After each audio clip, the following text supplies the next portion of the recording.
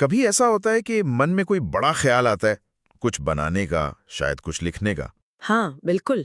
और फिर पहला कदम उठाने से पहले ही एक अजीब सी हिचकिचाहट सी होती है। जैसे कोई अनदेखी दीवार हो। बिल्कुल। स्टीवन प्रेसफील्ड इसी एहसास को रेजिस्टेंस कहते हैं, एक तरह का अंदरूनी दुश्मन। हाँ, जो हमारे सपनों और उन्हें हकीकत बनाने के रास्ते में खड़ा हो जाता है। और आज हम इसी रेजिस्टेंस की परतें खोलेंगे। हमारे पास एक दिलचस्प स्रोत है, रेजिस्टेंस से युद्ध, सपनों की ओर अर्जुन का सफर। हाँ, इसमें एक काल्पनिक कहानी है अर्जुन की, जिसके जरिए रेजिस्टेंस के अलग अलग चेहरे और उनसे निपटने के तरीके समझाए गए हैं। हम देखेंगे कि प्रेसफील्ड के विचार इसमें कैसे झलकते हैं। चलिए तो फिर समझते हैं इसे। कहानी में अर्जुन है, उसके पास लिखने का हुनर भी है और एक कमाल का आइडिया भी।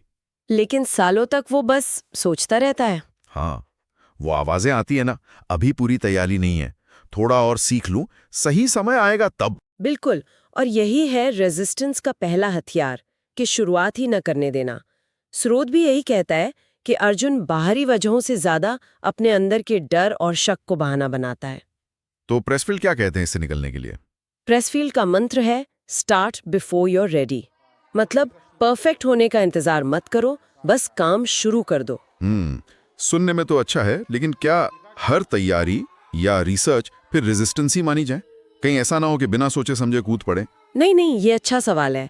प्रेसफील्ड का मतलब आंख बंद करके कूदना नहीं है, वो उस कभी मां खत्म होने वाली तैयारी के जाल से बचने की बात कर रहे हैं।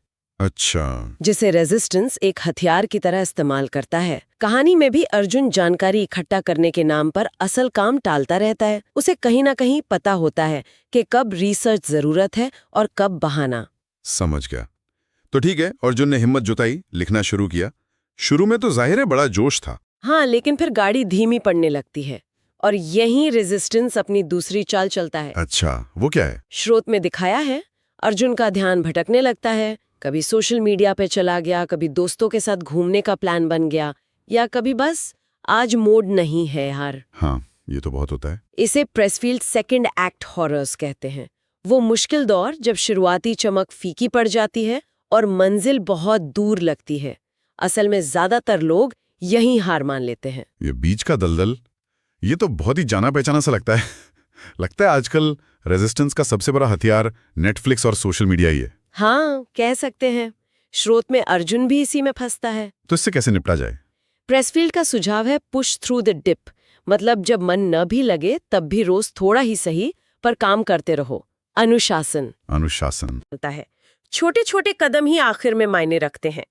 स्रोत में एक अच्छी बात ये बताई है कि अर्जुन रोज सुबह बस 15 मिनट लिखने का नियम बनाता है, चाहे मन हो या न हो। सिर्फ 15 मिनट? हाँ, और वही छोटी सी आदत उसे वापस पटरी पर ले आती है। ये तो किया जा सकता है।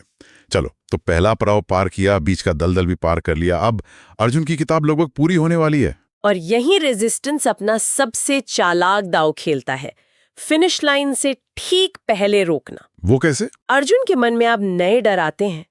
अगर ये किताब किसी को पसंद नहीं आई तो लोग मजाक उड़ाएंगे तो क्या होगा? शायद मैं इसे और बेहतर बना सकता हूँ, थोड़ी और एडिटिंग कर लेता हूँ। ओ, ये परफेक्शनिज्म वाला जाल, मतलब काम कभी खत्म ही ना हो पाए। बिल्कुल। लेकिन प्रेसफील्ड क्या कहते हैं? Ship it. काम पूरा करो और दुनिया के सामने रखो। Ship it? पर क्या इसका मतलब ये है कि क्वालिटी की परवाह ना करें? मतलब जल्दबाजी में कुछ भी अधूरा सा रिलीज कर दें, ये सही है क्या? नहीं, ये भी एक जरूरी पॉइंट है। प्रेसफील्ड का शिप इट से मतलब क्वालिटी को नजरअंदाज करना नहीं है, बल्कि उस अंतहीन सुधार के चक्र से बाहर निकलना है। अच्छा। जिसे रेजिस्टेंस डर की आड़ में इस्तेमाल करता है। सही। स्रोत में भी अर्जुन का डर सिर्फ फेल होने का नहीं है, बल्कि लोगों की राय का ज्यादा है। प्रेसफील्ड कहते हैं कि ये डर ही बताता है कि आप जो कर रहे हैं वो महत्वपूर्ण है। तो डर एक सिग्नल है? हाँ बिल्कुल। इसलिए एक तय समय के बाद उसे पूरा मानकर रिलीज करना जरूरी हो जाता है। यानी डर इस बात का सबूत है कि हम सही रास्ते पर हैं। और अगर हम असफल हो भी गए तो मान लीजिए किताब नहीं चली, तो प्रेसफील्ड असफलता को सीखने का हिस्सा मानते हैं। वो कहते हैं गिरने से मतलब क्रैश होने से मत डरो।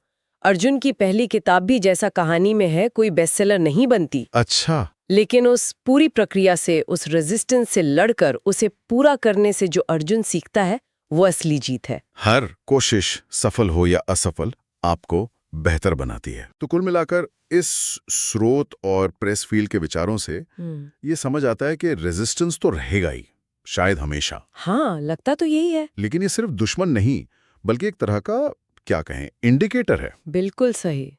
ये दिखाता है कि आप कुछ ऐसा करने की कोशिश कर रहे हो जो आपके लिए मायने रखता है। जितना ज्यादा रेजिस्टेंस महसूस हो, समझ लीजिए आपका लक्ष्य उतना ही बड़ा और जरूरी है आपके लिए। तो परफेक्ट पल का इंतजार छोड़कर बस काम शुरू करना है, जैसा प्रेसफील्ड कहते हैं, डू द वर्क।